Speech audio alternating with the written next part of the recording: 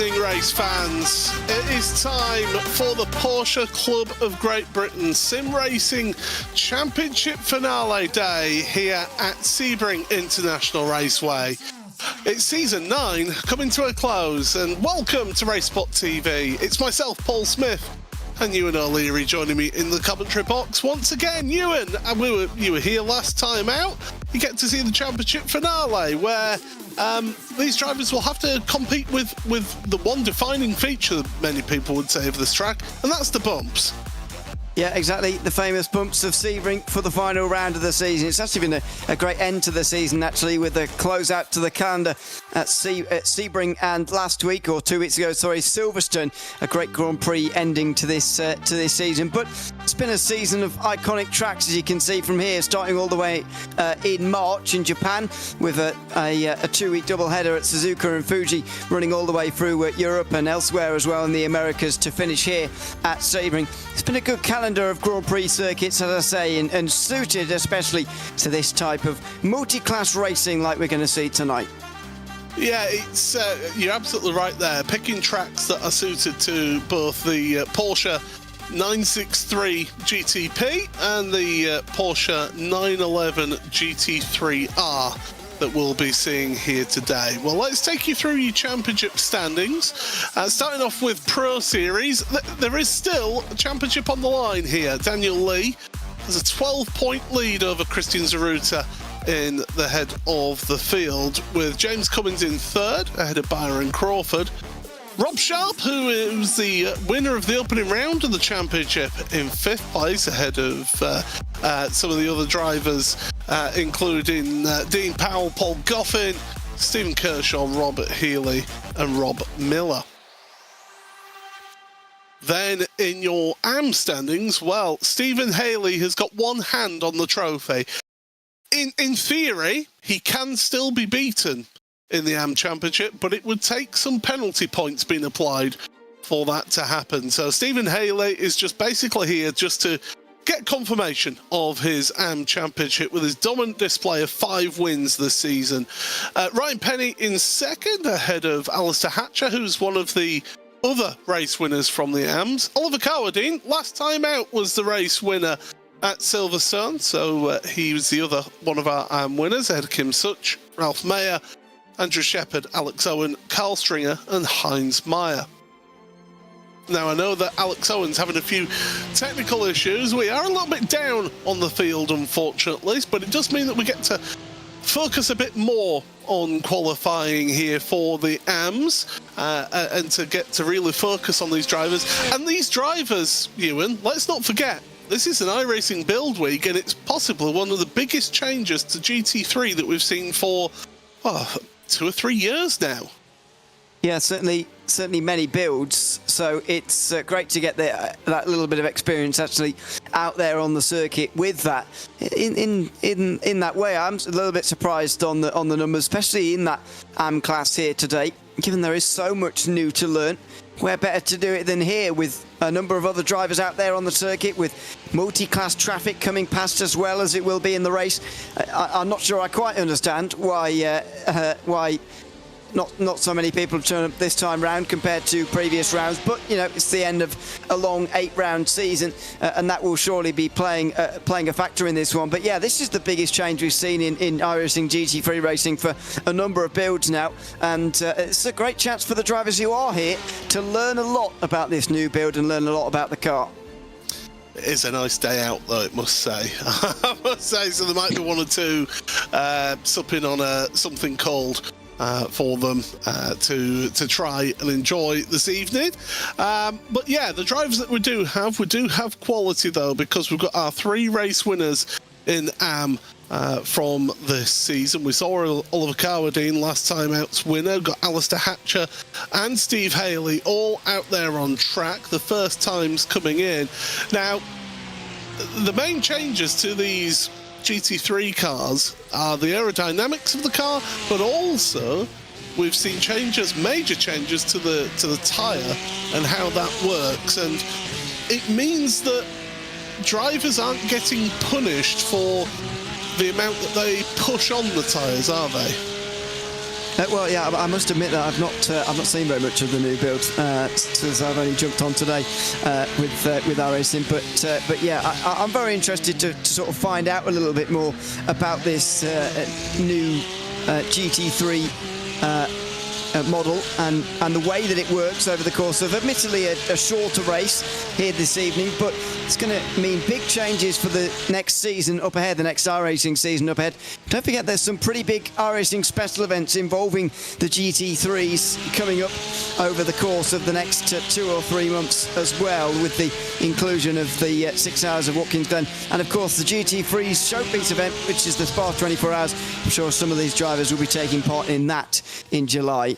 Some of those who are on the grid here today, I'm sure, will be there. Absolutely. June is a big month of 24-hour races. That is for sure in the real world. We've got Le Mans this weekend. Next weekend, we've got the Nürburgring 24 hours. And then we've got the Spa 24 hours the week after that. So there's a lot of works drivers who are going to be very busy. I would imagine that some of those works drivers, it'll be choose 2 of the 3 races for them to compete in. Yeah, absolutely. As you say, a great time for endurance racing. Starting really last weekend at the Nürburgring, and yeah, it's a great time to be involved on iRacing and a great time to be driving one of these GT3s as we go over the line with Steve Haley here and start a new lap. He was quite a few seconds away from his previous best, as is Ollie Carwin by the looks of things here, unless that is wrong at the bottom. Oh, it is. It's second place for Carwin, only 3 tenths away. And this is what we see mostly in sort of prototype qualifying, isn't it? A sort of building up of the speed over the course of a session. Well, we didn't really used to get that in GT3, as we saw 2 weeks ago, but we are getting it a little bit more now, as expected maybe with the new tyre model. And it's a pretty long circuit as well, 6.02 kilometres in length, 12 turns. So it's not a short, quick fire of a lap. It's a bit of a longer lap. So you're not getting as many laps out of these cars as you would, say, earlier on the season at Imola, for instance. So yeah, it's a bit of a longer lap here with this one. A fun fact for you, Ewan, to take away to future broadcasts. This track is the same length as the Mulsanne Straight at Le Mans. Wow, is it really? Wow. So it gives you the sense of scale of Le Mans. Yeah. That you could fit the entirety of this track just on the Mulsanne Straight. That's pretty unbelievable, that, isn't it, really? But I guess it's a long way down the Mulsanne Straight. But I didn't realise it was over 6 kilometres, I must admit. That is very... Part of the reason why they put the chicanes down there. Well, yeah. Yeah, I recently did a race, actually, with the Mulsanne circuit without the chicanes. And it was quite dull, actually. so I can understand, actually, why they put the chicanes in, because that's a very, very long way. That's probably about 2 or 3 kilometres longer than I thought it would be, if I'm honest with you. I think back, I look at like clips that you can still find on YouTube of the Group C cars going down the Mulsanne without the chicanes, and the unbelievable speed that those cars were getting down there. It was about, it was going to be a matter of time before they got those chicanes put in place. Yeah, that is true. But it's. I think that the good thing about it is that it's not lost any of its character. It doesn't feel in Le Mans these days as if it's very different actually to previous years. Certainly over the last 40 years or so, you could say it's pretty unchanged really. Apart from those chicanes, I don't think the character, particularly of that circuit, has been lost. And it's a good thing that those chicanes are in place because, even today the speeds will be very, very large indeed. And also, there is a point, I like a good long straight on a circuit. That's where I think this circuit falls down slightly, is that it needs a bit of a longer straight on it for my money. But there is a point where you can go way too long on the straight, and that certainly is the case at Le Mans. Absolutely. Alistair Hatcher, one of our race winners throughout this season, we're on board with right now. Currently last of those in qualifying in AM, and the checkered flag will be coming out for the AM drivers in the next 15 seconds. Remember, this qualifying is split into two parts. We've got the AM qualifying for the first 10 minutes. We then have a brief break of 5 minutes to allow the AMs to finish whatever lap times that they're on, although, to be honest, the checkered flag will be out now, so all of the AM drivers will just be finishing the lap that they're on here. And then after that break, we get the pros out in the Porsche 963 to go a little bit quicker than these cars are able to achieve. Stephen Haley comes across the line, by the way, for his final lap time. Does not improve his time. What about Alistair Hatcher? He'll be hoping to get a little bit further up across the line. Does improve up into 4th place with that time. He does, yeah. Slides himself into a very congested part of the AM field, actually, between Andy Shepherd, Alistair Hatcher, Ryan Penny and Kim Such at the back end of the field. That's about 0.4 of a second between those four, and that's a pretty impressively close qualifying session between the 6. But it's Steve Haley who looks like he's taken pole position, unless Ryan Penny can maybe do something with a bit of a surprise late on. I'm not sure he can, though.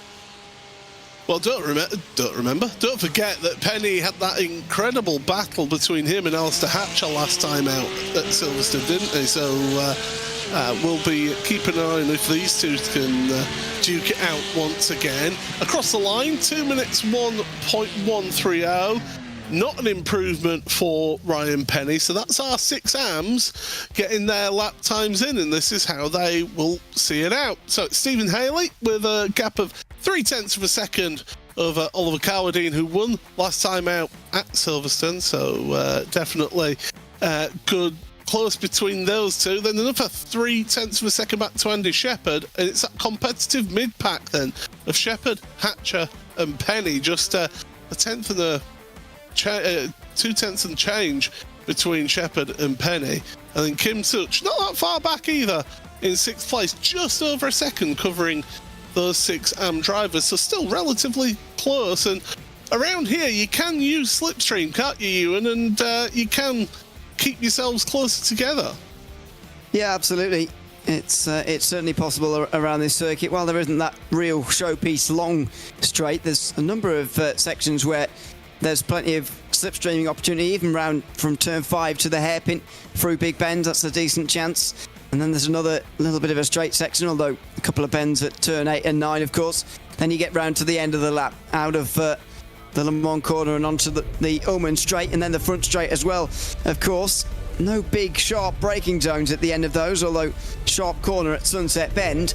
There's no big real braking zone. That you can certainly stay in the slipstream early on in this race. We'll see whether people can do that, because Steve Haley has been pretty formidable this season.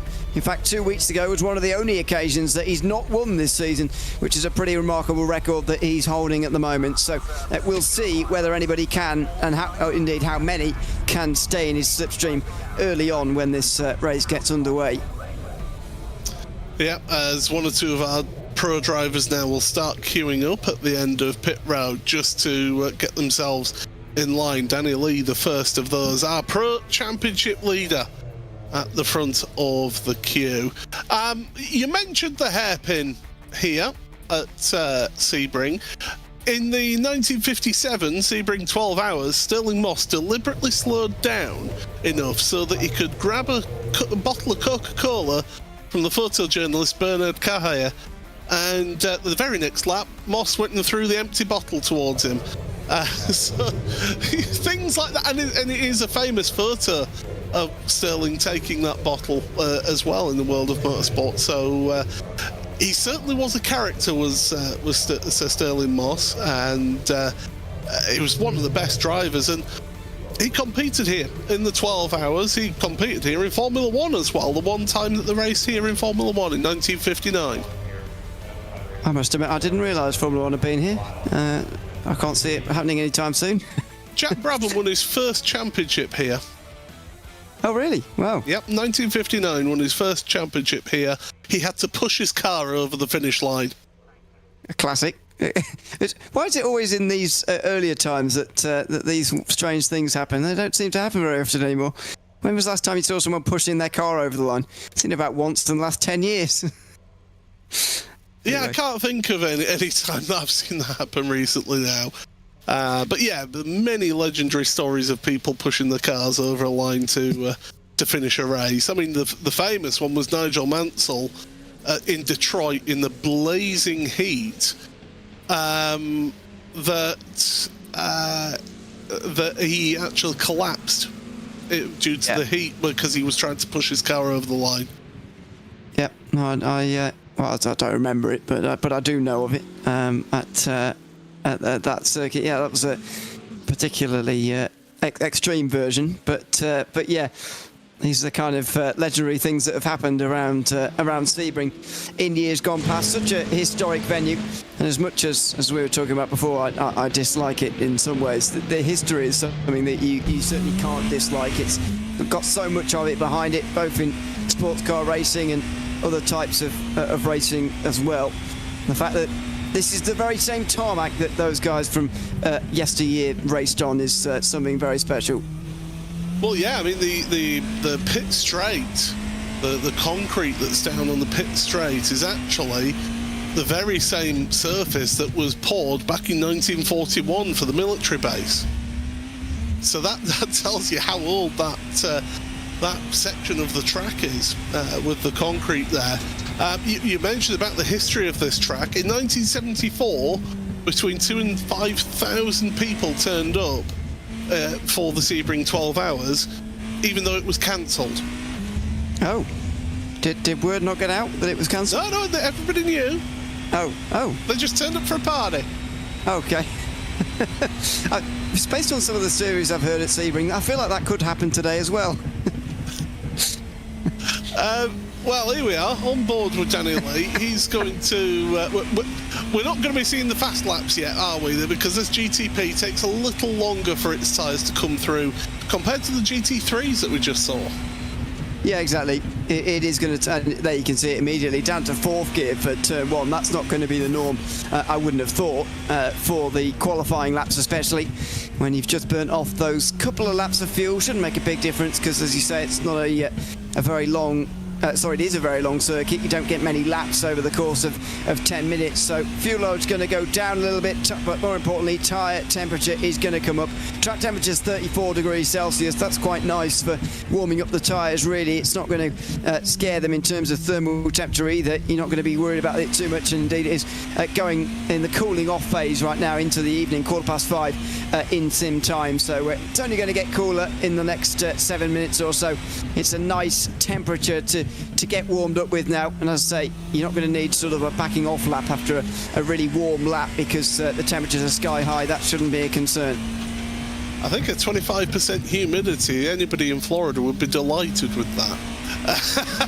with such low humidity compared to what it's normally like in Florida. So yeah, it's definitely nice temperature and conditions for the drivers here in today's event for this Porsche Club of Great Britain, season 9 of the championship, in the sim racing championship. And well, it's certainly been a really fun-filled series, it must be said. And Suzuka was the odd one out, really, in terms of prototypes having to do a splash and dash, apart from Rob Sharp, who won the race just on one pit stop. The rest of the races have all been one pit stop for both the pros and the AMs. 1:48.7 is the time that is set right now, but I would imagine that those times are going to come down by another second or so. Yeah, I would have thought so, and certainly there's going to be some times closer to Danny Lee's as well. There's Steve Kershaw over the line, still waiting for 4 more prototypes, by the way. A couple of them particularly slow to get going here. Rob Healy, the final of them to cross the line, I think, and get onto the board, but there may have been some off-tracks involved on lap number 1. Since it doesn't matter so much anyway, drivers might not have taken as much care as they might otherwise do over their opening lap. But we've been on board with a couple of laps now for Daniel Lee, and it's been good to see the difference between lap 1 and 2. Those cold tyres on lap 1, you're just thinking about survival, really, especially in this qualifying session where there's really no gain or loss from being slow or fast. in that first lap. You just got to get the tyres in, preferably without spinning, crashing and damaging the car, and that is the main aim in that opening lap. Now you can start to see him pushing the boundary though a little bit more. Still looks a little bit twitchy and a little bit tentative in some areas, still looks a little bit like it could snap away at any moment, but is a lot more comfortable and clearly with a lot more heat underneath him. Yeah, seems a bit more secure, doesn't it, as he goes through Le Mans Bend. Worth mentioning, by the way, Peter Mackay, who normally covers this series, he's enjoying himself working out at Le Mans this weekend himself for Radio Show Limited. So best of luck to the whole team at RSL for their coverage this weekend, especially Peter, who covers this series. 1:47.786, that's a bit more of a representative time here. In fact, it's pretty much identical to the time he set in the practice session before this qualifying session. So Danny Lee right on it straight away on lap 2. It shows you as well with that comparison to the practice times. That shows you that he is right on it here, right where he needs to be. As Steve Kershaw goes over the line 1.2 seconds further behind. As I mentioned, Rob Healy will be the last one over the line, but there'll be a few more before then. James Cummins just over the line now with Drew Fletcher, although I'm not sure they will actually get ones onto the border. Fletcher will at least and get up into third position, and just in front of Healy, by the way, coming over the line right now is Rob Sharp, who's the only driver behind Healy, but now he's just ahead of him. Is Healy going to respond though with a lap immediately that will go into fifth again? No, not quite. So there you go, Healy down to sixth as Rob Sharp improves. Yeah, we get this sort of burst of energy when all the drivers are coming across the line, then we all sort of just sit here waiting. Chris Zaruta, second place in the championship. It's a long shot for him, I think it's safe to say, for him to make it into the championship winning position in this season. It was the thing that's in Danny Lee's favour, not just a 12-point lead in the point standings as they are now, but Danny Lee actually has a drop score of 12 points. So even if he scored nothing today, he's gaining 12 points there, compared to Chris Zaruta, who has a 0 drop score because of him missing the opening round of the championship. And the flying bogey heading through towards the end of the lap. What can he qualify and challenge? Oh, he's got closer. 47.934, but look at the lap time that Danny Lee's pulled out of 47.3. Yeah, that would have taken a lot for Christian Zaruta to actually manage that, but still to be 6 tenths away from Danny Lee at this stage has got to be a little bit demoralising, really, for Christian Zaruta. That is 6 tenths away, and not easy to try and cross that kind of margin in the remaining time. Just over 2 minutes of this session remains now. Drew Fletcher will come over the line as well, as James Cummins slips up into second place. That's a good lap time from him, less so from Fletcher, who stays fourth. Does improve his time, does Fletcher, but yeah, does not improve position. Rob Sharp does, though. He's going to move up into fourth place right now. Last of the drivers across the line, Rob Healy, does improve his time, but not position. So as we're going through this qualifying session, Danny Lee setting the stall once again. He wants to finish off this championship with a fourth win. He's got 3 wins to his name so far this season. He's equal to Christian Zaruta. As I say, Rob Sharp, the other driver to have won a race so far this season at the 7 that we have competed before today. But yeah, Danny, a little slide from him through Le Mans Bend. Will we see him sort of back off and then go for one final push lap, or is he going to carry on? Let's see as we head into Sunset Bend. Yeah, it looks like this is going to carry on for Danny Lee by the looks of it. So let's see here as he now makes his way around that final corner and onto the front straight. What is the time going to be? No, it is no faster. It's actually very close to Cummins' time, his previous best. And there is James Cummins through at Le Mans corner. Is he going quick enough right now to really challenge Danny Lee? I would say not on this lap, but he will get to the line with another chance. Zaruta not improving his lap time that last lap, so He pushes on for one final lap.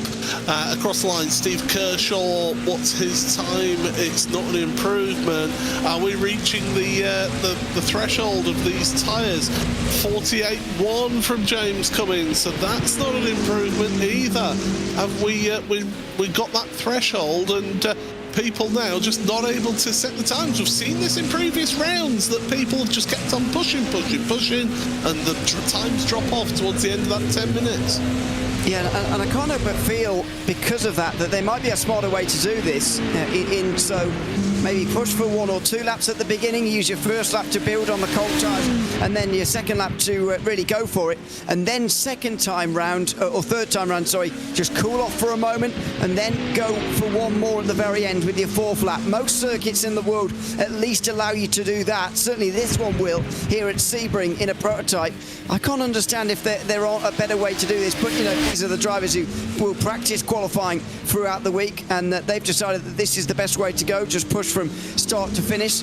We'll see when the late times come in here, but if the current sector times are anything to go by, I'm not sure we're going to see the world set on fire here.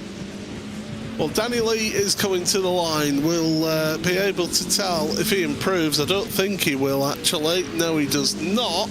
So he's crossed the line and finished his qualifying. Next driver to come across the line will be Steve Kershaw in Barbie, as we're looking at Rob Healy right now. Saruta just improved to the second, so maybe forget what I said, unless he backed off on the third lap. I didn't see, but I didn't see his lap time before last. But anyway, that last time was a pretty good one, only 2 tenths away from Danny Lee.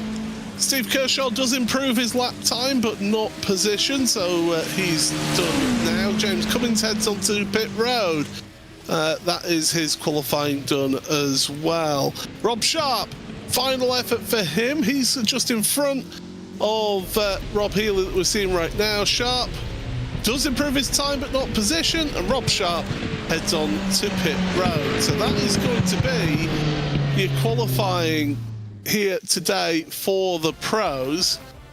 Yeah, great qualifying to see those drivers pushing on. Not quite as close across the 7 of them in pro compared to the AMs.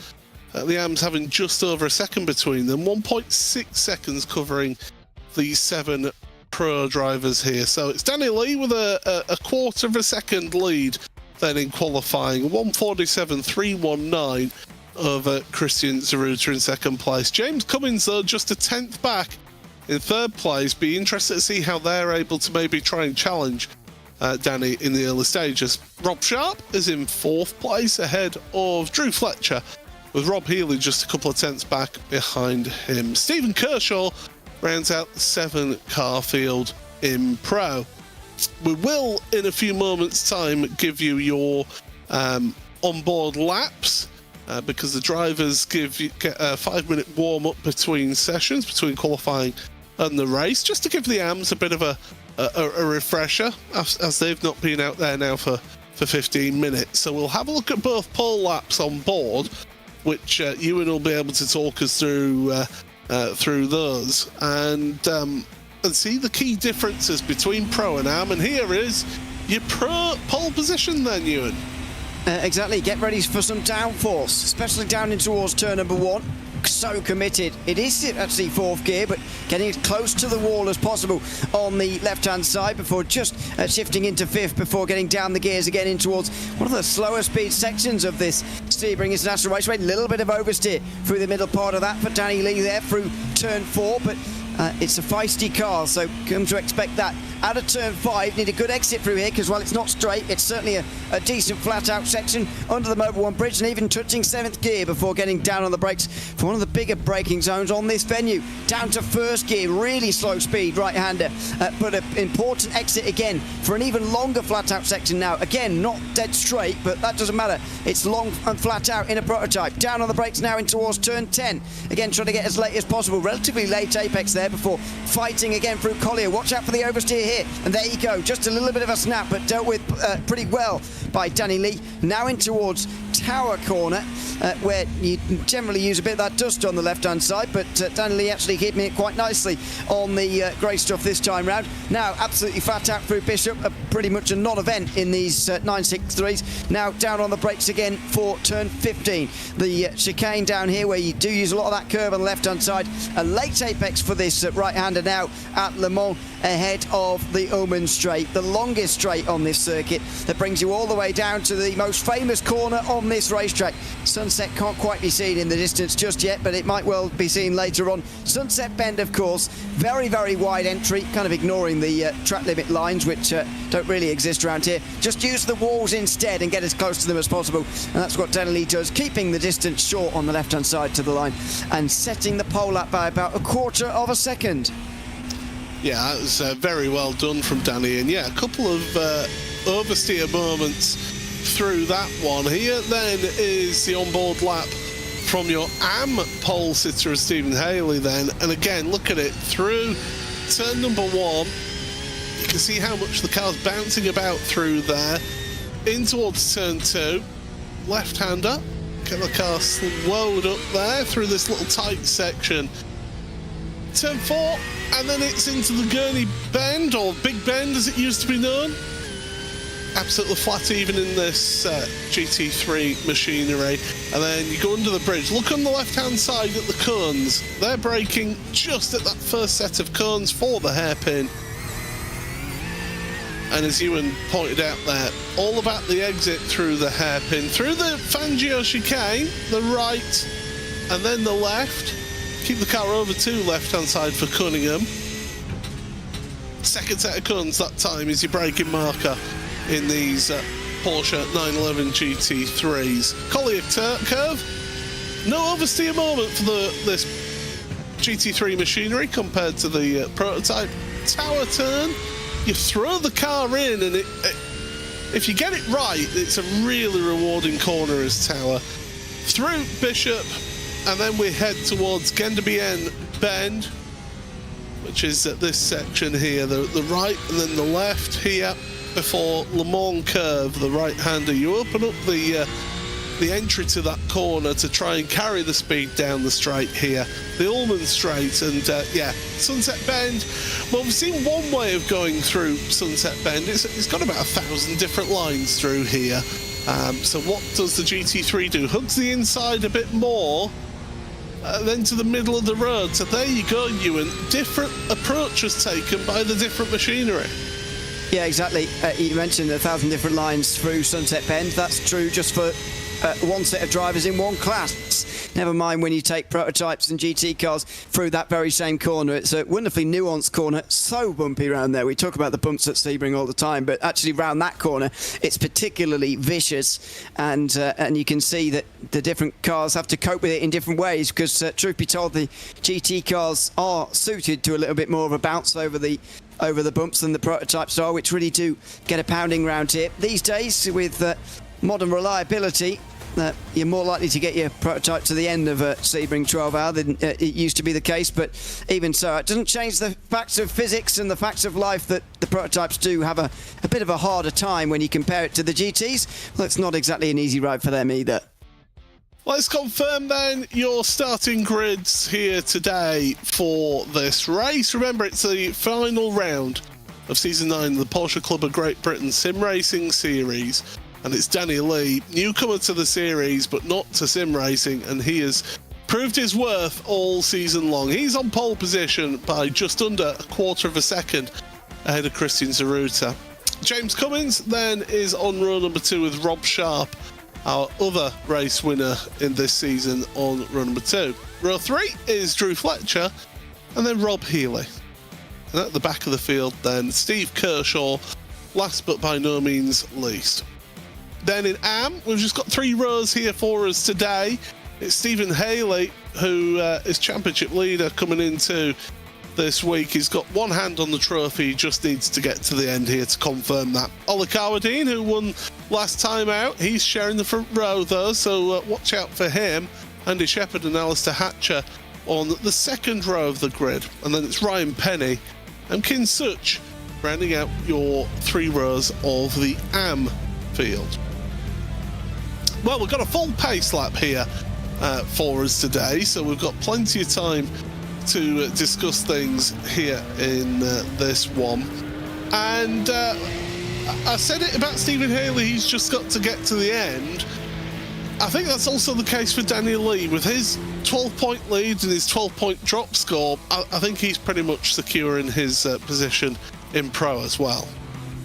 Yeah, it is mathematically possible for the lead to change in Pro, but Christian Zaruta's in a must-win situation and needs things to go very wrong. So for Daniel Lee, that is. So yeah, not too much in the way of a championship battle to look forward to here tonight, unfortunately. That was always going to be the way of the season, though. It was always going to come down to that, really.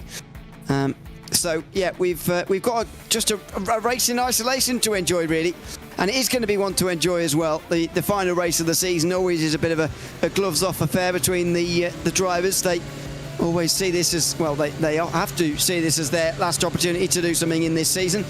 And so there's no fear really about losing whatever you've already got, because as I say, most of these drivers know that they're not going to be champion this season. So it's going to be all about this race and how they can go on to win it is what the drivers are going to be thinking here this afternoon. Yeah, why not finish off with a bang? That is for sure. Why not get yourself a race win to finish off the season? Well, the winners this season, we had Rob Sharp for Pro at Suzuka with Stephen Haley and Am. At Fuji, we then saw the first winner, Christian Zaruta, in Pro with Alistair Hatcher getting his one win of the season out there underneath the mountain. Then it was Imola and Danny Lee's first win of the season in Pro, with Stephen Haley getting his second win of the championship in Am. At Daytona, which was one of our endurance rounds, Christian Zaruta beat the hard-charging Daniel Lee in that one. It was a hard-fought one, was that race, really. Absolute thriller, with Stephen Haley taking the win in Am as well. Interlagos then, Christian Zaruta took the win after a mistake by Danny Lee at the start of the race. Cost him some big points there. Stephen Haley getting another Am win there. Then Spa-Francorchamps, it was an endurance round for us there, with Danny Lee taking the win from, again, a hard-charging Christian Zaruta, who, again, another one who had a mistake on lap one of the race. Stephen Haley taking the Am win there. And then last time out at Silverstone, Danny Lee getting another win to his name, his third in this season in Pro, with Ollie Carwadine taking his other win in the Am class this season in that last round just a couple of weeks ago. So the Porsche 911 safety car leads the field down the Ullman Straight, and it's all under the control of Daniel Lee then at the front of the field, your Pro Championship leader, hoping to get another race win under his belt. Ewan, it's certainly been a good season. Okay, we've not got as big a turnout, but they say you only need two cars to have a race. Absolutely, and we're going to get a race here at Sebring, that's for sure. The sun is going to come down, Sunset Bend is going to be a picture, that's for sure, here at Sebring. And the sun's going to come down on this season as well. It's going to be an exciting finale to this season. Well, the drivers now, Daniel Lee taking control. Green flag is in the air, and we're underway then for 40 minutes of racing in this championship finale. Lee and Zaruta, as it has been for most of the season, down towards turn number one. Cold tyres, remember, for all of these drivers. Zaruta's a bit wide in the Pro, and already we've got a driver onto pit road in Am. That's Ollie Carwadine, our winner from last time out in Am. Issues down at Sunset Bend for him. If it was a contact with somebody else, expect somebody to head through for a drive-through penalty, unless Carwadine has caused an incident himself and he's serving a drive-through penalty. No, he's going into the box as 92, Rob Healy's had issues out there. He's fallen down, and Hatcher to the lead. Stephen Haley dropping down. Yeah, so Rob Healy spun on the power coming out of turn 5 and going deep into turn 3 and then turn 4. Steve Haley's lost the lead in the AM class, so he drops to third. Ryan Penny right in behind here, trying to overtake as well. On the way down on the brakes now at the hairpin. That's not going to happen. But on a spin! Hatcher! No sooner was he leading this race, was that he spun around out of the hairpin and into the barriers he goes as well. If ever you needed to know if the new tyre model was in effect in GT3, well, you certainly do now. You certainly do indeed. So Andy Shepherd takes the lead of this AM field right now. Absolutely incredible start to this one as we carry on into Tower Bend for your AM. So they're all together. Danny Lee's almost got a second lead over Zaruta at the start. James Cummins has dropped back from the field at the start of this one. Steve Kershaw's made up that one place with Rob Healy having issues out there. Drew Fletcher's just getting past Rob Sharp, I do believe, as well. So changes the positions through the field as, remember, as we mentioned, those cold tyres take a while to get up to temperature and pressure. Stephen Haley now moving to the head of AM down the Ullman Straight. It's all happening here in this opening lap, Ewan. Yeah, we're going to need the rest of the race to figure out just what's happened on lap 1 in the GT3 class to the AM class, that's for sure. Because Steve Haley's gone from leading to the green flag to 4th place by, nearly 4th by turn 5 to back to the lead again, just at the end of the very same lap. So something has clearly gone on in the AM class to begin with here, starting right at Sunset Bend before the green flag even waved, because Ollie Carwadine definitely had damage on that Porsche when he made his way into pit lane. I'm pretty sure of that. Well, I'm sure we'll get a look back at things in a little while. Give our producer Hugo Luis a little bit of time just to get everything lined up and queued up on the replay machine. But it is Danny Lee. Here we go. So this is what happened at the start. So remember, Carwadine was starting on that front row. They're starting down the back straight into Sunset Bend. Now, if there's contact, then somebody will be heading on to pit. No, it's just wide into the barrier. That's those cold tyres. Yeah, but watch the this is the angle that I was hoping for. Look at Steve Haley going wide as well. Carwadine even wider. So the green flag has already waved, don't forget, for those guys by that point. They're racing into Sunset Bend. And actually, Steve Haley went very wide himself through Sunset Bend, and Carwadine just followed him to a bigger degree. This is Rob Healy. He just dropped it on the power out of turn 5. Yeah, that's those tyres. And Alistair Hatcher just getting caught out. Bit of a tank slapper. Fortunately keeps it out of the barrier there. Here's the onboard, the visor view, so to speak. And look, flick one way, flick the other way. You feel so silly doing that. And the thing is, that's not on Alistair. That's just unfortunate how that's caught out. And rear-engined car, these cars, once there's a bit of a swinging momentum there, it soon pendulums you around. Yeah, absolutely. Drew Fletcher has also had problems here, as you can see, dropping down the field. But yeah, while the spin itself is easy to do, Hatcher's decision to shift up to second gear and continue to try and accelerate and hold it out of the hairpin, I must say, is a bit of a ill-advised decision, it's turned out, because that's very much accelerated the spin there as he drops to 5th place in the field. Andy Shepherd promoted to 2nd then, but Ryan Penny all over the back of him now on the way towards turn 1. Couldn't quite get it done though. Yeah, so they'll stay line astern as they are, with Kim Such right behind them, the Oris Digital outfit having a good show here with Ryan Penny and with Kim Such, and of course it's Andy Shepherd in the Scuderia Chicken House car, the number 76, who's up there in 2nd place right now in AM. And Shepherd then, like I say, looking for a good result here. He's had a bit of a mixed bag of a season. Don't believe he's actually been on the podium this season and this would be great to see him up there. Yeah, no, he hasn't had a podium, so if he can get a podium here, that would be a brilliant result to finish off the season for him. Yeah, absolutely.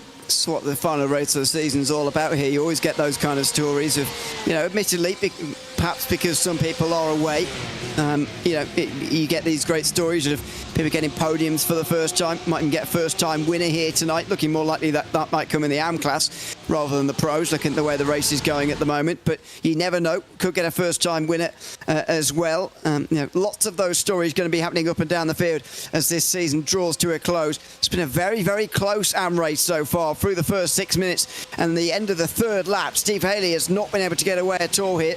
The top four still covered by 2 seconds. Oh, nasty bump for both Shepherd and for Penny through the Sunset Bend. That just allows Stephen Haley to get a little bit of a gap there. It was a bit of a launch of the cars through Sunset Bend for second and third place. It's just allowed Haley to just eke out a few tenths or so in the lead, but still they're hunting him down here. They're not wanting him to get away because, especially around this track, if you are able to break that slipstream, if you're able to break that draft, that puts you into a really comfortable position, doesn't it? Yeah, absolutely. If you can just get away, that would be very, very helpful indeed. But this is looking pretty difficult at the moment in the AM class. It's been a very engaging opening to this race for these four. Kim Such is just dropping away a little bit, but Haley, Shepherd and Penny are all very much here. As I say, Penny very much benefiting from the two in front punching that big hole in the air for him. What this is doing for both Shepherd and for Penny is that they're able to get some fuel saving done here in the slipstream as well. It's not as big an effect as you would have, say, at Daytona, for instance. But these two are still getting that slipstream, which means that they're saving fuel. Stephen Haley's the one punching the hole in the air for them. He's exerting all of the force and having to exert all of that energy to move the air about, whereas those behind are getting that dirty air, which, yes, it disadvantages them through corners, but down the straights really helps them pick up speed and helps them look after their fuel. With a pit stop in this race, remember, for both classes, so even if you're within a second of the leader and you're taking, say, a second less in the pit stop, that can work out nicely for you. Yeah, exactly. You can jump them that way. Sometimes it is easier than making the pass on circuit, but especially here at Sebring, you can get into a position of finding it quite difficult to overtake, especially if you've been there for a while. You can get a driver in front who's actually quite comfortable with those sitting behind so closely. Oh, big accident in the background. Alistair Hatcher in the wall at turn 1. Yeah, that was a huge one. That was right in the background of shot. You just see this car flying through the background of shot. We'll get a replay on that, I'm sure. In fact, here it is. Bang on cue. Turns in. The back end doesn't want to cooperate. Around he goes. And incredibly, he does not have a mechanical warning flag, so he can carry on, can Alistair? Although it won't be handling that well, I suspect. No, I'd be shocked if it is. I mean, yeah, if that's not got any form of suspension damage or whatever, then that would be a miracle, really, for Hatcher. That was a really hard hit into the wall at turn 1 there. Went in very, very quickly indeed. And that's, again, maybe a thing with the new tyre and physics model here in the GT3s. Just getting away from him a little bit quickly there through turn number 1 and sliding straight into the fence. We'll see whether that's a one-off or whether it's something that the others have to contend with, or at least keep in the back of their minds as well. Well, let's not forget, this is a fixed setup race for both Pro and AM, so all the drivers have got the same setup out there. So if that can happen to Alistair Hatcher, in theory, it can happen to any one of these AMs in this Porsche 911 GT3R. Yeah, in theory, it just depends whether the sort of heat that he will have in the tyres and the sort of where he's put through the tyres already compared to the others. Don't forget that Hatcher has been for a spin, whereas the others haven't. Is that the deciding factor? Has that played a role here? Or as you say, are they going to all struggle here? Let's just watch this for Ryan Penny. It's just trying to get a gauge for how difficult that is, how edgy it is on the way towards turn 1. Of course, on the turn-in, it did look a little bit twitchy, but once you settled into the corner quite nicely, it looked pretty, GT3-like. Yeah, absolutely. Stephen Haley across the line did have a second lead, but that's come back down again through the twisty stuff. So he's obviously had not a best run through the twisty stuff. The overall leaders in Pro, by the way, are just heading to the Big Bend, so they are catching up to the AMs now to start working their way through. The gap between second and third place, that's 12 seconds. Incredible pace that both Danny Lee and Christy Zaruta have got at the front of the field in Pro. The rest of them are just languishing at the moment, I hate to say. Yeah, it does seem that way in the Pro class at the moment. We've got two by far and away best in the field, but I mean, looking at the championship standings, you could probably say that really lines up with the rest of this season. James Cummings is third place in the driver standings in the Pro class. He's 14 seconds away at the moment in this race, but 20 points behind coming into this race in the point standings. Now, on average, that means he's been losing about 3 points per race. That's effectively a position over second place every single time. This very much lines up. Maybe the standings don't even tell the full story. It very much lines up, though, with what the standings tell us, that Cummings best of the rest, but unfortunately can't touch the front two. Yeah, James. Oh, now we've got a car around. That's Ryan Penny at Sunset Bend. He was trying to fight with Andy Shepherd, but has found the wall. Oh, the interesting thing is, has he got the mechanical warning flag? Here we go. Sunset Bend, he's carried way too much speed in there. Back end doesn't cooperate, and bang, that's a heavy hit. And in fact, he's driven it straight onto pit road. So after getting that car turned around, he's gone straight onto pit road. You do get a fast repair. Well, you get 2 fast repairs, actually, in this series. So at least he can get some instantaneous repair work done on that car. And there he is, just made the long trip down pit lane, and there you go, the fast repair enabled, and he will get a new rear end, which he badly needs. Now, for all the talk about these new physics and tyres, that could have happened at any time in our racing's history in GT3 to us. That was just the old-fashioned too late on the brakes down in towards Sunset Bend. Certainly was. Rob Sharp got about a second between him and James Cummings for the final spot on the podium in Pro. The lead in AM is just half a second between the two of them, and I think Steve Haley will actually be a little bit disappointed that incident has happened to Ryan Penny, because it means that Andy Shepherd can focus all of his efforts now on the car in front, which is the race leader in AM. Speaking of race leaders, the Pro race leaders are about to come through and pass these two as well. So Pro and AM leaders both together out there on track. And it's not what you want to see if you're a Pro class driver in this field. A battle for the lead. It's not exactly what you need to try and get past. If you can get through them on them both in towards on the straight, then that'll be ideal for Danny Lee, really. He'll hop down the side of one, down the side of the other. Haley just had to back away a little bit in towards Sunset Bend to facilitate that, but in the end didn't really have to change line at all. Haley goes a little, or rather, Saruta goes a little bit wide. Oh, that was close. Tries to follow the slipstream there, did Shepherd, and Steve Haley certainly knew what he was doing. Very nearly, Saruta ran him over there, coming out of the final corner. Yeah, Andy Shepherd getting a bit of a rude note at the car in the back of his mirrors, just looking incredibly close. But Zaruta working his way through the traffic. He was desperate to try and keep up with Danny Lee, wasn't he? With that, and it's just not quite worked out, I don't think, for him, because that gap now is 1.5 seconds, 1 3/4 seconds. It fluctuates between the two leaders overall.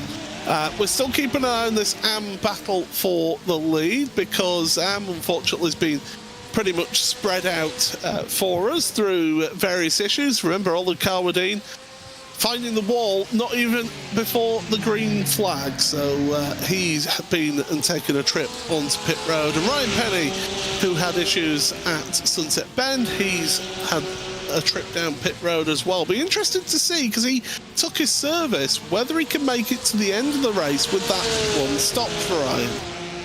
Yeah, I think that's going to be quite difficult. I mean, we'll see, but the pit windows generally haven't been too wide, at least the race 2 weeks ago that I saw. It wasn't a particularly wide pit window that suggested to me that you could really do things too extravagantly away from the halfway stage, which we're a couple of laps away from in the AM class right now. So not sure, but as you say, I wouldn't have expected to see at Suzuka what you were describing earlier on, based on the characteristics of Suzuka. So who knows going into this final race of the season whether it's possible for him to get to the end or not. The unfortunate fact for him, though, is that he will have lost so much time in the spin and the recovery anyway that he won't be battling in the group he was beforehand. No, he certainly will not, unfortunately, but carry on he does, so great to see. And that's something that I like about leagues like this, is that they have that fast repair there to encourage people to stay in the race. I mean, we've seen that work into the favour of Danny Lee back at Daytona. Had a huge amount of damage to his car, pitted. Both myself and Peter thought he was pretty much out of the shout of a race lead, but then the last few laps he was pushing for the race lead. So we've seen how that repair work can actually not take it completely out of the race. Thought someone was in the wall then. That's just a pit lane. Pit stop down at the bottom of your screen for Drew Fletcher. Yeah, I agree with the idea. Maybe two fast repairs is slightly over-egging it, but you can certainly understand why there are two in this series, and indeed fast repairs are used even in more serious leagues, because I think it's a great incentive, firstly, to keep people going. I especially like to see it actually in endurance racing, 2, 3, 4 sort of fast repairs to keep more cars in the race in endurance racing, but it also keeps people in sprint racing as well, keeps people within a chance. And like you say, it gives us these very exciting situations now and again where the fastest or one of the faster drivers in the series has a problem. They're not immediately out of the race with tens of minutes of repairs.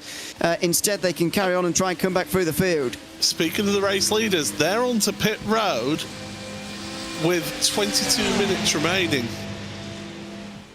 Now, are they going to have enough? Now, they did do a full pace lap. Let's not forget that, but that won't use up a full lap's worth of racing fuel. It's going to be tight for them to make it to the end, potentially. Is that why, and Cummings and Sharp, by the way, go past, so is that why they've been dropping off the back? Have they been fuel? Oh, and this is a long stop for Danny Lee compared to Christian Zaruta. 18 seconds compared to the 12.6. Okay, right. So let's see how things pan out. Drew Fletcher, we saw a moment or two ago on pit road, took 17 seconds in the box. That does seem an extreme difference. Is Zaruta trying to... Is he thinking that he knows it's going to be a splash and dash race? Take that less fuel, try and sprint away from Danny at the pit stop to get a gap that's big enough for him to take that slight bit more fuel when he comes down to pit road. I don't know. It's a really intriguing thing to see Zaruta do. Yeah, I was going to say exactly the same. I think Christian Zaruta has accepted that this is going to be a two-stop race for him, and he's thought, well, I need to spread this fuel load across 22 minutes by taking on a full tank, or at the very least a full tank of what I can take on. I'm going to have a very heavy car at the beginning here with not much return later on, and only a splash and dash of a lap or two at the very end of this race. If I sort of split this in half more, or at least take on 2/3 at the first bit and 1/3 at the last bit, you can spread that lower fuel load across a longer period of time and get yourself into clean air, as you say, and maybe pull away from Danny Lee at the same time as well. I think that's the core for Christian Zaruta here. The concern is going to be those who have fuel saved to actually make this on just the one stop, because it's not a short pit lane here, and you could certainly jump by just making the one stop. Well, speaking of the one stoppers, Cummins, Sharp, Kershaw, all onto pit road. Now, we saw Rob Sharp at the very start of the season win the race at Suzuka Oh, and I think we've got a car out of fuel as well onto pit road, potentially. But split your AM leaders coming onto pit road, because your AM leaders are on Stephen Haley and Andy Shepherd. And I do think that the car that was in 6th place, I think it's Rob Healy, had maybe just run out a little bit of fuel and was a bit taking it easy onto pit lane. Out of the pit lane, by the way, after 18 seconds for Cummins and Sharp and Kershaw. That is very much where you need to be. So we're very much seeing Daniel Lee trying to make it, but Christian Zaruta is the only one to have fully accepted he's going to make 2 stops here. Out of the pit lane for Shepherd. Steve Haley's taking about 6 seconds longer, more than. This is taking a long time. Now, he took tyres. He did take tyres, did Haley. Oh, no. I hate to see if he's got an issue. But he's stuck there on pit road because others are leaving pit road with 16.5-second pit stops. Stephen Haley, he must have an issue out there. Yeah, watch for the speeding penalty, which will end at about 55, 56, 56 seconds. Let's see. No? Oh, yeah, there we go. 56.9, yeah. So there it is. There's your answer. Steve Haley drops to the back end of the field. Yeah, Steve Proudly, thank you very much in the YouTube chat. Stop and hold for 40 seconds for an unsafe pit entry for Stephen Haley. So different to speeding then, or is that the same? Yes. Yeah, okay. So he must have cut in through the cones or something on the left-hand side. Yeah, he must have. And I think it was Rob Healy's car that was getting involved in there. We'll have to have a look at the replay of Stephen Haley coming on to pit road. Because I do think that Rob Healy was in there mixing it with your own leaders. But what that does mean is owing us a pit stop as Kim Such and Ollie Carwadine. So they still owe us a pit stop at the moment. Well, that Carwadine actually has had a pit stop, hasn't he? So he's been down pit road. Stephen Haley's at a standstill down at the hairpin. So I think he's had a spin down there as well. Oh dear, it goes from bad to worse. Yeah, I mean, I don't understand why he took tyres, to be honest with you, because he's got to go through this warm-up phase again, and he's going to be miles behind the rest now. Carwadine's going to stay ahead of him. So the top 3 in the championship, by the way, are the last 3 in this race, but turned on their head. Just for a bit of weird final race things going on there. You always get weird things in the last race of a season. As we nearly had the replay. There we go. Right, here's the replay. So this is Stephen Haley. He's run wide. He's got Rob Healy there. He's got a prototype going around him, and there, yeah, caught the cones. That's quite all harsh. it takes. Let's see. Oh, I'm not sure whether he was scared of the Pro Class car trying to come through on the inside or what was happening there through that line, but there you go. Yeah, clearly through the cones from that angle there. And that's a 40-second time penalty to add on to his pit stop. So it's a good job. Our championship leader had a good rest of the season, and he's got a big lead to fall back on. So Andy Shepherd has gone from never finishing on the podium this season to potentially taking a race win here. Kim Such, by the way, into 2nd place then in AM, ahead of Alistair Hatcher. And here's what's happened to Steve down at the hairpin. Just clattered the curb on the inside, unsettled the car, and you called it as well, Ewan. Took tyres, so he had cold tyre effects involved as well. Now why is he in again? He's making a 2nd pit stop here. Didn't see him hit the wall anywhere. So, well, this is going to send our championship leader a lap down.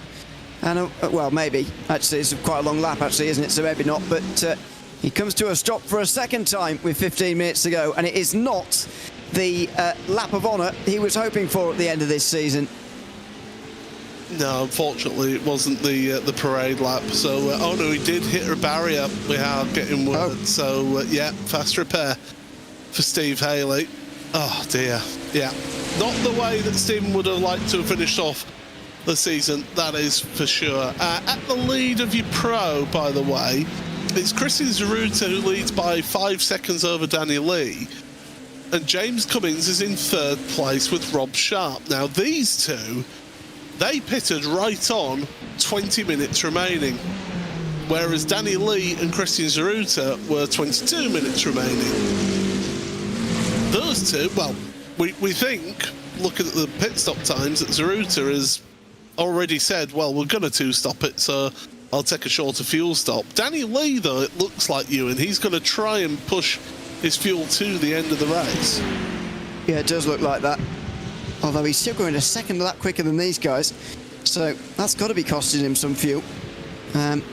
He might have accepted, because I would have thought if what you're describing is happening here, Zeruta would be pulling away from Danny Lee, and he is by a bit, but not a lot, because Lee would be saving fuel, whereas Zeruta would be going hell for leather. I don't necessarily see that happening at the moment, based on lap times and based on the times that they're trading in sectors, so on. Only 2 tenths, less than 2 tenths, actually quicker for Zeruta than Lee last time over the line. But they're both way quicker than these guys, so I actually think speed could get them both out of jail, actually, at the front of the field right now. I think it's costing these guys so much time saving fuel. They're actually taking themselves out of the race, because if you think about it, Zeruta's going to have about 8 seconds on pit lane, maybe less. We'll call it 6. Then that gives him, what, 25 seconds to lose with just a drive-through. That's already going to be very close, and there's quite a way until Zeruta has to pit yet.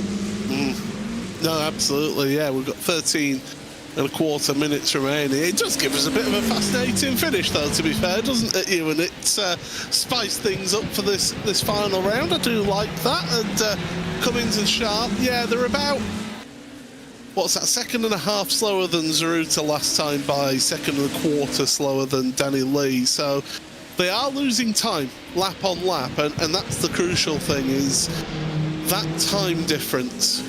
And with them taking it easy, they're taking it easy for the whole of the rest of the race, compared to Zeruta and Danny Lee, who are just going absolutely flat out.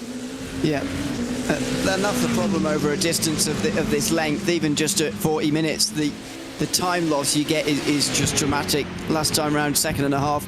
So it's just too much. Christian Zeruta will now come in, but I think he'll be very close to these guys, if not in front. And even if he's just in behind, he's got well over 10 minutes to get past them again. It'll be all eyes on Danny Lee, though, as to whether he has just sort of, succumbed to his fate and is just going to push on and do a splash and dash, or whether he's going to try and stretch that fuel out. Chrissy Zeruta, 11 seconds at the stop. I think that's a little bit longer than he would have liked, personally, as here comes Cummins and Sharp as Zeruta leaves pit road and loses it. Oh, he's lost control of the car on pit exit.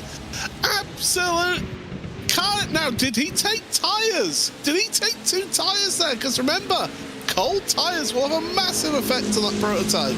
I mean, he'd be an unparalleled lunatic if he took 2 tyres, to be honest. But looking at this spin, that's got all the look of 2 rear tyres.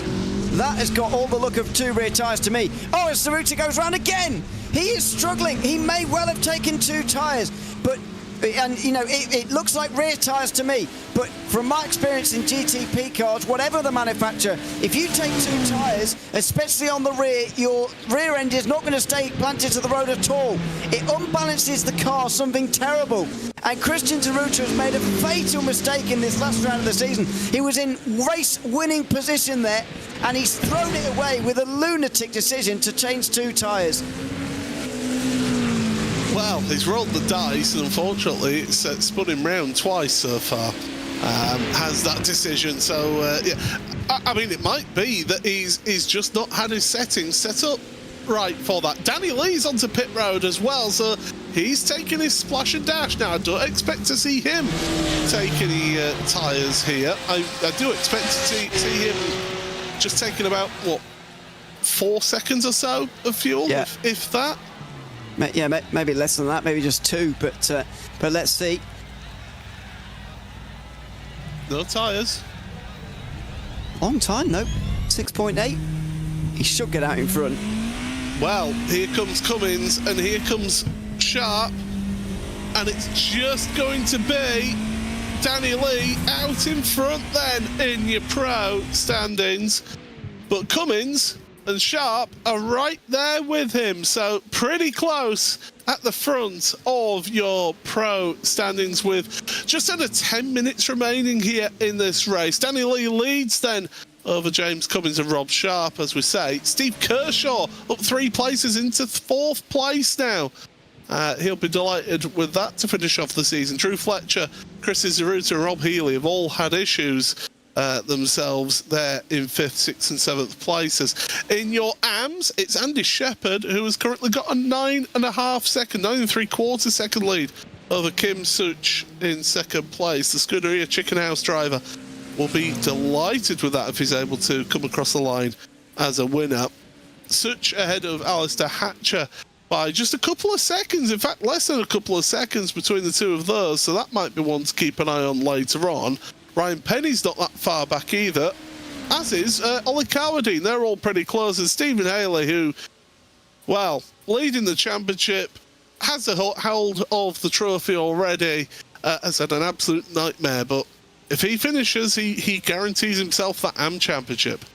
Yeah, and the good thing for him, even if it wasn't guaranteed at the moment, even if it was closer, Ryan Penny's not having a much better day in 4th position, although he could gain a couple more places before the race finishes. It's not been Steve Haley's best day, and we've certainly all seen that this afternoon, which is a shame for him. But it's going to be a very engaging final 10 minutes in the AM class as well here, by the way.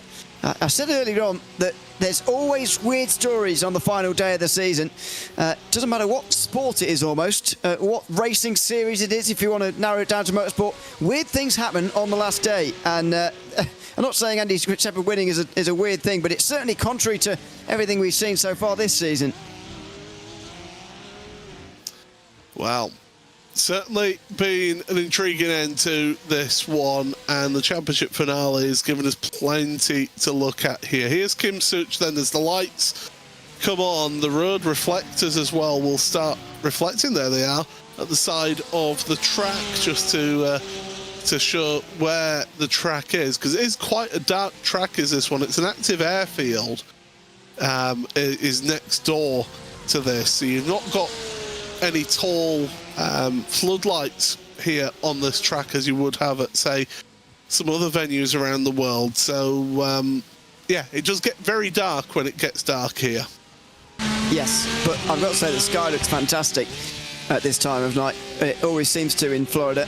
Very flat part of the world, and so the sunset is very drawn out, but once it goes, it really does go, and nightfall is pretty sharp after that. But look at that, not a hill or mountain to be seen anywhere. Sun will stay in your eyes for quite some time, but it will create a very nice colour to the sky that we'll enjoy for the final few minutes of this season. Look at that in the air. It's fantastic. I know it's slightly unrealistic the amount of times you get a nice sunset in our racing, but I don't mind that personally. We'll create a nice sunset every night. I would if I was in charge anyway. Ryan Penny onto pit road. He did have to pit earlier, remember, with that damage, and we did wonder whether he'd be able to make it to the end. The answer is no. So he's going to have to take a splash and dash here, and then he'll head back out onto track. So loses a place to Ollie Cowardine, and he should stay ahead of Stephen Haley because of the massive gap back between those two after Haley's travails here today. Race leader working his way through this fight for second and third place in AM, and the pro leader, Danny Lee, a comfortable lead. Zaruta has calmed down now. He's getting back to lap time pace that he was setting before, but he'll be ruining that decision, won't he? Yeah, it's a bad decision. Oh, as Hatcher gets quite close. It says to me, to be honest, that he hasn't done the research on that particular strategy. I mean, if he has actually done this in practice and then decided to actually go through with it after seeing what it was like in practice, then I'd be very, very surprised. It very much seems like a spur-of-the-moment thing to think, well, I've got this extra pit stop. It's not going to cost me too much more to put 2 tyres on. I'll take 2 rears. I remember doing that once in an official race at Monza in the GTP car, not the Porsche, but it doesn't seem to matter. Whichever GTP it is, if you put 2 rears on, you're not going to be able to turn because you're really going to be overtaking the front very, very quickly. And I experienced that down at turn 1 at Monza, which is one of the slowest speed corners in motorsport. He went through turn 1 there, which is relatively high speed, and it still wouldn't work there either. So, yeah, that was a baffling decision for me there. Well, these two are going to continue this fight then. Hatcher ahead of Such now. So Alistair has made it ahead. Drew Fletcher and Christian Zaruta looking to switch places going into Sunset Bend. Oh, Zaruta. I think he had a moment there mid-corner. In fact, Drew Fletcher is onto pit road. Yes, because he's 10 laps onto a stint. He had to take an early pit stop in this race. So he's taking a service there. And so Chris Zaruta recovering up into 5th place. He's got Stephen Kershaw a couple of seconds down the road, and Alistair Hatcher's around after getting 2nd place. He's around and he's down to 4th. Ollie Carwadine. Well, who would have said at the start of the race when he's in the wall at Sunset Bend that he would be on a podium spot? Shows you what an unpredictable race it's been in the AM Class here this afternoon. So unpredictable. This is the slide for Hatcher. In fairness, again, for all the talk about tyres, that might have just been too deep on the brakes there. And Sharp on the turn-in drops down to 4th position. It seems that the top 4 in the overall championship have been cursed for the last race of the season. Here we go then, on board. And he's just not got it slowed down enough. Back end rotates round. And then he's got a blind spot right there with that beam. And you've just got to be patient. Look at your relative box on screen. Fortunately, those drivers do have that capability compared to the real world racing where drivers... I don't like cars pulling out at 90 degrees to race traffic, personally. That's just my opinion. No, it's not a great thing, but there you go. He's rejoined Hatcher in 4th position as Danny Lee goes over the line to begin his penultimate lap of the race. 2 laps to go at the end of this one means that the guys doing 1 stop, by the way, will end up doing 11 laps in this 2nd stint. We're on lap 21 at the moment, so that should check out, shouldn't it? I'm pretty sure. Should do. As Zarut is caught up to the back of Steve Kershaw. So Steve, who we normally see with the Barbie paint, unfortunately the paint's not cooperating with us today. So you'll have to make do with Steve's yellow approach. But Chris Zaruta, what can he do? 5th place. He's wanting to move up a place, but with 2 minutes and 10 seconds remaining, time is against him here. And Steve Kershaw will put up a defensive display, will he? Well, into the braking zone we go for the hairpin with traffic as well around the outside. That's a bit brave there, Christian. Very bold. Oh, hello. And he's really used to leaning on and using those rear tyres now. Coming out of the hairpin as well. Either side now of the slower GT3 of Andy Shepherd, the race leader, who looked just out of trouble there to go on and hopefully, in his case, win this race. But yes, Zaruta's not got long now. He's going to see the white flag when he gets to the line, and he's doing everything he can to rescue 4th place. To be fair to Andy Shepherd, he's doing a good job out there because he's kept a relatively stable 9 seconds or so between him and Kim Such. So really good display from your AM leader in this race. But we're on board with Zaruta then, through Lamore Bend, and then onto the power once again, onto the Ullman Straight. And just look how car in front with a little bit of a better run just gets away, but then the slipstream takes effect. Zaruta looking to the inside, then to the outside. Maybe try and get the cut under on corner exit, but as I said, Steve Kershaw putting up a defensive display, but here comes Zaruta round the outside as we start the last lap of this race. That gives him the inside for turn number 1, and that gives him 4th place. And in the end, the added speed has just won out there for Christian Zaruta. He's got through on the inside line at turn number 1 without too many problems there. So Steve Kershaw down 1 and Christian Zaruta up 1. He will rescue 4th at the very least, Zaruta, but without that tyre change, it could have been so much more. He would have had to overtake Cummings and Sharp, and given the fact that Danny Lee was coming out the next lap to be just ahead of those two, then it might have been Danny Lee's day anyway, but that tyre crawl certainly cemented it, and it certainly created most of the 19 seconds that now lies between the 2 championship contenders. Well, the clock strikes 0, so we are confirmed on the last lap of the race, and Danny Lee, he's just got to head through Gendebien in the next couple of corners here, then through Le Mans, down the Ullman Straight for the final time this season. As the sun has set here at Sebring International Raceway. Season 9, it's a debut season here for Danny Lee. Coming into this round, he had 3 championship race wins, and he will set another race win to his name here today. And in pro winner for this race, Danny Lee sees the checkered flag here today. Yeah, a great dominant performance from him. Underscoring his dominance really in this season, Danny Lee, as he takes the title with it as well. Just over 7 seconds in the end, despite making 2 pit stops in one of the few races this season that has required such for those pro-class drivers. And Andy Shepherd, what a story it is for him. He's not been on the podium all season long, but the Scuderia Chicken House driver has just got this Sunset Bend to get through, and he will be able to add himself to the list of AM race winners here this season in the Porsche Club of Great Britain Sim Racing Series. What a fantastic story for him. That's the 4th different winner of this season, by the way, and 3 different ones in the last 3 weeks, or 3 rounds of this championship, rather. A great story, though, for Andy Shepherd to not having been on the podium all season to suddenly getting on the top step of the podium. That is a remarkable turnaround and a great end to the season for him that could even see him vault straight into the top 5. It might well see him just 6th in the standings, but that won't matter to him. Far more crucially, it's the win in the class. And a win for the champion, Stephen Haley. Okay, he finishes last place in class, but he cements himself an AM championship. What a display it is from him.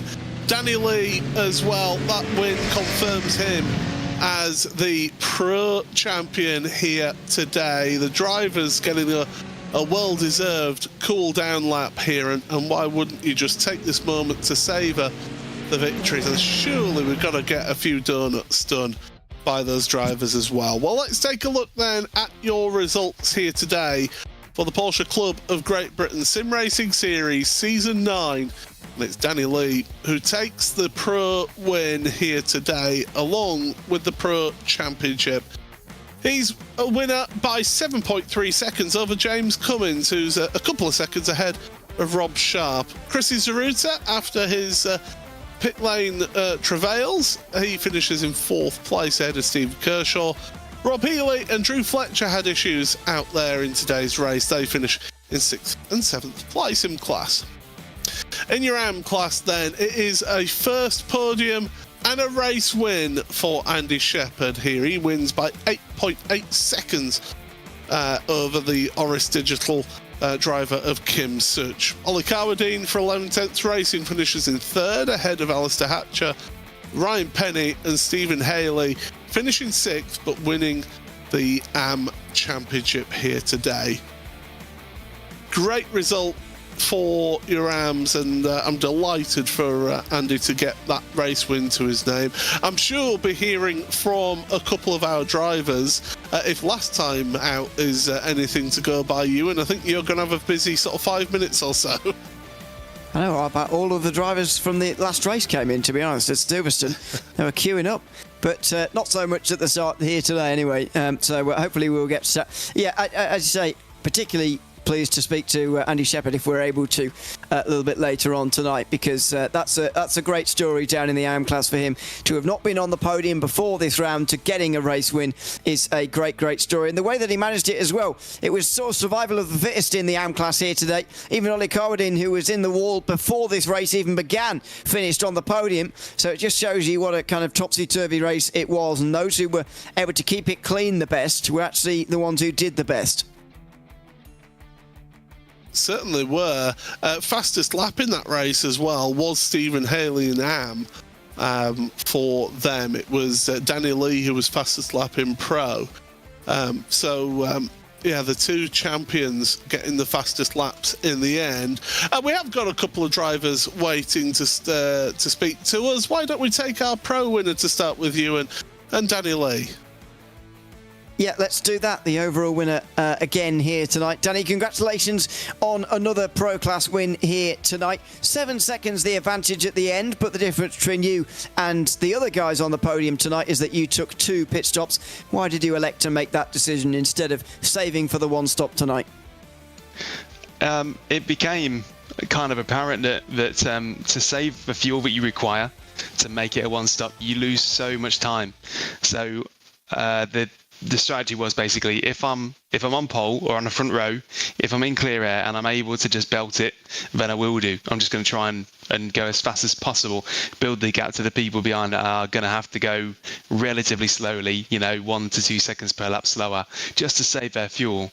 And if you add that up to 10 laps or 20 laps over the whole race distance, you're clear a pit stop. And luckily it works out just right. So I'm glad about that. And with that, seals you the championship. I know that it would have been pretty much sealed going into today, but you still had to do the business and taking the must-win situation away from Christian as well. You must be delighted to have taken home the title now, officially confirmed at the end of tonight. Yeah, definitely. I'm not a chicken counter. It ain't won until you're over the line, So I just knew that anything could potentially happen. Anything kind of has happened to both of us, me and Sharita along the way. We've both had our share of calamities. So yeah, you cannot celebrate until you're over the line. But now that it's the deal is sealed, I'm really happy about that. It's been a great series, really interesting racing, fun bunch to race with. It's just really felt like a nice, a club, a gentlemanly kind of racing series. It's been really enjoyable. Certainly. Well, congratulations on winning the title here, Danny, and thanks very much for coming to have a chat with us at the end. Thank you. Cheers again. Thanks very much. That's Danny Lee, our champion in the Pro Class this season. Let's just stick with champions for the moment. I know that Steve Haley didn't have the day that he would have wanted, but he is confirmed as our champion. Steve, congratulations on winning the AM Class here this season, but not here tonight. Just tell us, first of all, a little bit about what happened out there. It was going great until the calamitous pit stop. It was having a good race with Andy. Noticed at the start that Oliver had gone round early on, so kind of quickly realised that the tyres were quite cold. So kind of tried to warm them up slowly and get up to speed and whatnot. But yeah, it was a good battle between Andy and I, and unfortunately came to where I had to pit on that lap. But I also saw that there was a GTP on me inside, and before I realised where he was going, it was too late, and I just tagged one of the cones on the pit entry. So ended up getting a 40-second hold, which was fun.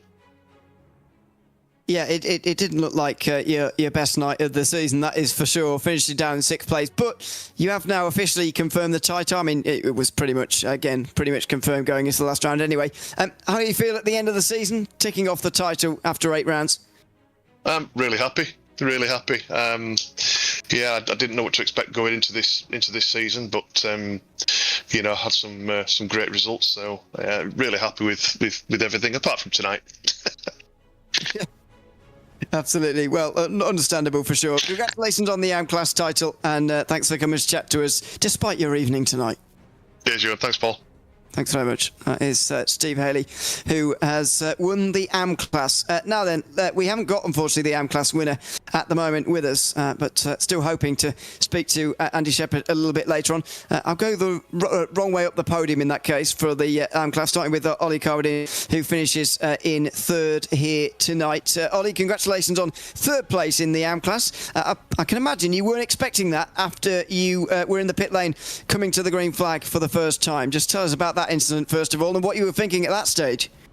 I was hugely embarrassed, to be honest. It was ridiculous. I don't really know what happened. I think it was I just tried to get a good exit, but I put the power down too soon and just understeered into the barrier, and at that point, I was fortunate that I could just cut across to get in the pits, do a fast repair, and then it was just flat out from there to try and recover a bit and hope that some of the guys in front had issues, and they did. So I ended up third, remarkably. So yeah, happy in the end, but missed opportunity. What is this new iRacing, new look iRacing after the new build like to be a GT3 driver? We've seen it in prototypes in the past, but it certainly seemed to change the racing in GT3 racing tonight as well. I think in terms of the tyres and things like that, you mean? Yeah. I think it's better for sure. Like there's more feeling, I think, and there's more ability to slide the car. So you're not you can make a mistake and you're not immediately dead. So I think it's improved it, yeah. But I didn't really demonstrate it very well at the start. Well, these things are going to happen in a new build, that's for sure. Congratulations on recovering a podium, nevertheless, Ollie, and thanks for chatting to us as well. Thank you, all the best. Thanks for a great season. Thanks very much, Ollie covered in there. We're chatting to us. Third place in the AM class here tonight. Kim Such was in second place in the AM class, if I'm not mistaken, and Kim joins us now. Kim, congratulations on second place. Just 9 seconds off, just under the victory here tonight, but a podium finish. How are you feeling at the end of that one? Oh, over the moon with that. You know, I've only been racing a few seasons now, so it's good. It's a shame there's not more people in this, you know, for all the efforts that the lads put into this, the admins. But no, really enjoyed it. I tried to stay with them front lads at the start, but just I know my pace, and I was happy to watch everybody spin into the wall or wherever they went and bring it home. And well done to Andy, because I think he kept it really good at the front. You know, he just following and keeps his lines, drives really well. But yeah, really pleased. The oldest bloke on the podium. That's it. I'm happy with that.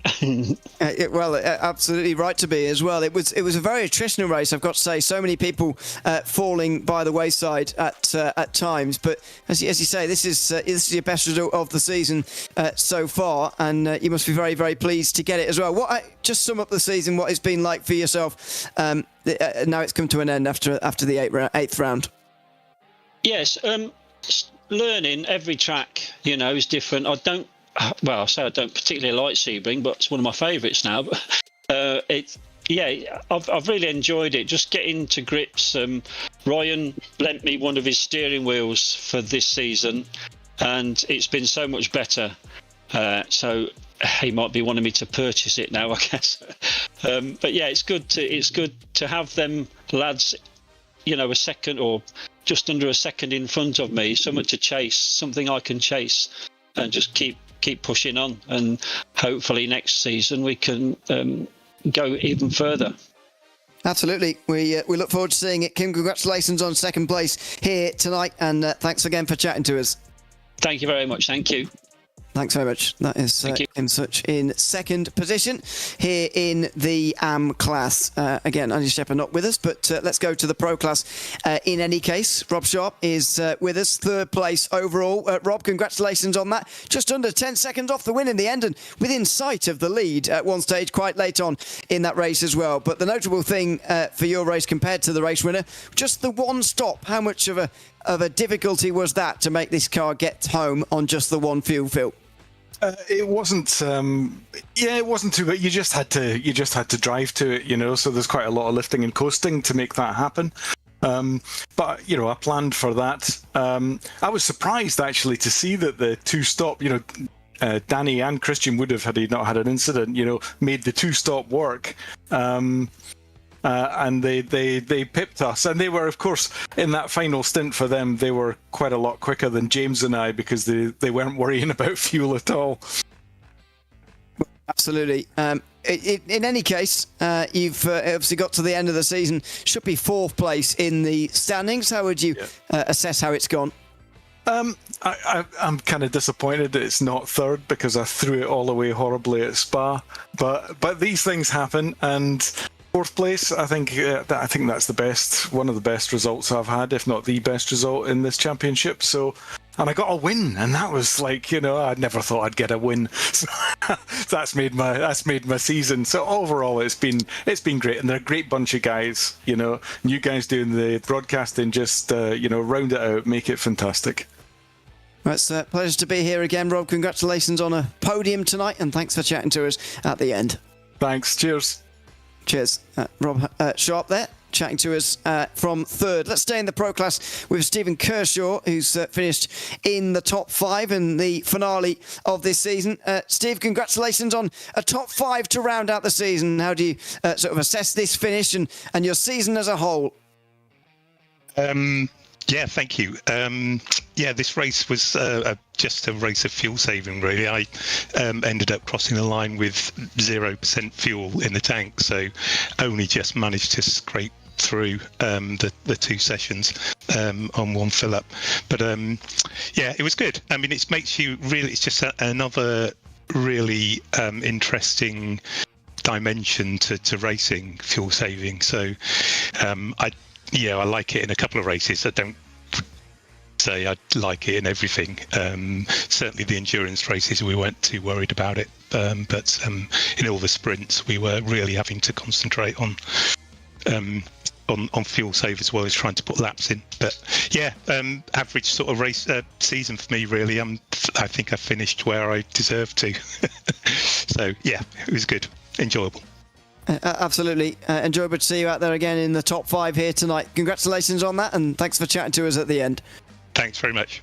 Thanks very much. That is Steve Kershaw, 5th place in the Pro Class, and 5th place in the AM Class was Ryan Penny here tonight. Congratulations, Ryan, on getting to the end of another season in the top 5 in the final race as well. Just to take us through your season, though, because it's been, I'm sure, of up and downs at times, and a 2nd place at the end. How do you view it at the end here? I'm surprised that I finished 2nd. I've not won a race all season, but I think consistency has been my friend. But yeah, I'm really chuffed I've finished 2nd, especially with some of the competition that we've got in the AMs this year. There's some quick guys there really is. But yeah, spot on. Yeah, I mean, not forgetting that consistency certainly wins good championship positions at the end. So, not winning a race certainly nothing to be too ashamed of at all. Congratulations, Ryan, on finishing 2nd place in the AM Class here this season, and thanks for chatting to us at the end of it as well. Thank you very much. Thanks very much. That's Ryan Penny, 5th place in the AM Class. It brings us to the end of half the field almost. But not Andy Shepherd, who I was most looking forward to, but he's not here. So there we go. Yeah, it is a shame not to hear from Andy after getting his only podium of the season in AM, and gets it by standing on the top step of it. That is certainly well. Well, thank you very much, Ewan, for stepping into Peter Mackay's shoes once again here today on the Porsche Club of Great Britain Sim Racing. Really do appreciate you stepping into his well-worn boots. Thank you very much also to Hugo Luis, our producer on the broadcasts all the way through this season. It's been great to have him on board as usual. To the series sponsors and admins and all the competitors as well for the hard work and dedication that you've all shown this season to make it such a good season once again. But for myself, Paul Smith, and everybody here at RaceSpotTV, we will wish you a fond farewell and all the best after the end of this Porsche Club of Great Britain Sim Racing Season Series 9.